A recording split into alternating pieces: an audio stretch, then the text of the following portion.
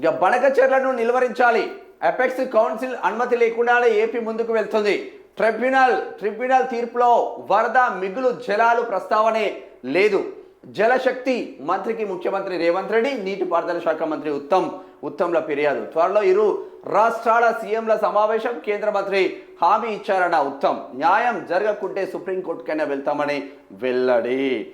ఇక జల వివాదాల విషయంలో తెలంగాణకు సంపూర్ణ న్యాయం చేస్తాం. పోలవరం బనకచెర్ల ప్రాజెక్టుపై త్వరలో ఇరు రాష్ట్రాల ముఖ్యమంత్రుల సమావేశం ఏర్పాటు చేసి చర్చిస్తాం అని కేంద్ర జలశక్తి శాఖ మంత్రి సిఆర్ పాటిల్ హామీ ఇచ్చినట్లు తెలంగాణ నీటిపారుదల శాఖ మంత్రి ఉత్తమ్ కుమార్ రెడ్డి వెల్లడించారు. ఇదే అంశంపై సీఎం రేవంత్ రెడ్డి, మంత్రి ఉత్తమ్ గురువారం మధ్యాహ్నం కేంద్ర మంత్రి పాటిల్, ఆ శాఖ కార్యదర్శి దేవశ్రీ ముఖర్జీలను కలిసి ఫిర్యాదు చేశారు. గోదావరి వరద జలాల ఆధారంగా బనకచెర్ల ప్రాజెక్టును ప్రతిపాదిస్తున్నట్లు ఏపీ ప్రభుత్వం చెబుతుంది.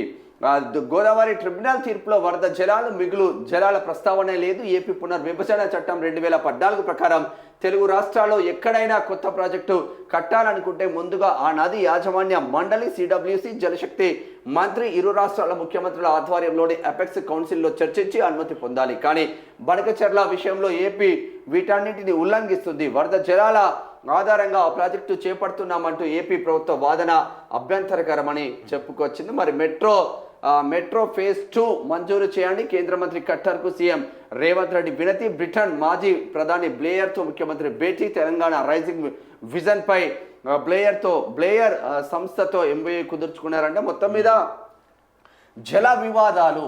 బనకచెర్ల అనేది జస్ట్ గోదావరిలో కలిసిపోయి, అంటే సముద్రంలో కలిసిపోయే నీటిని మేము వాడుకుంటే తప్పేంది అనేది ఏపీ వాదన అయితే, ఏ సముద్రంలో కలిసినా సముద్ర జలాలు కావచ్చు, మిగులు జలాలు కావచ్చు, కనీసం దాంట్లో ప్రస్తావన లేదు. రెండు ముఖ్యమంత్రులు కూర్చొని ఒక ప్రాజెక్టు కట్టేటప్పుడు అన్ని పర్మిషన్లతో ఆ రాష్ట్ర విభజన చట్టం 2014 ప్రకారం వెళ్ళాలి. కానీ మేము అధికారంలో ఉండాం, మేము భాగస్వామ్యంలో ఉండాం, మేము ఇష్టం ఉన్నట్టు చేస్తామంటే మేము కూడా సుప్రీంకోర్టుకు వెళ్లాల్సి వస్తుందని ముఖ్యమంత్రి గట్టిగానే హెచ్చరించినట్టు తెలుస్తా ఉంది బనకచెర్ల విషయంలో.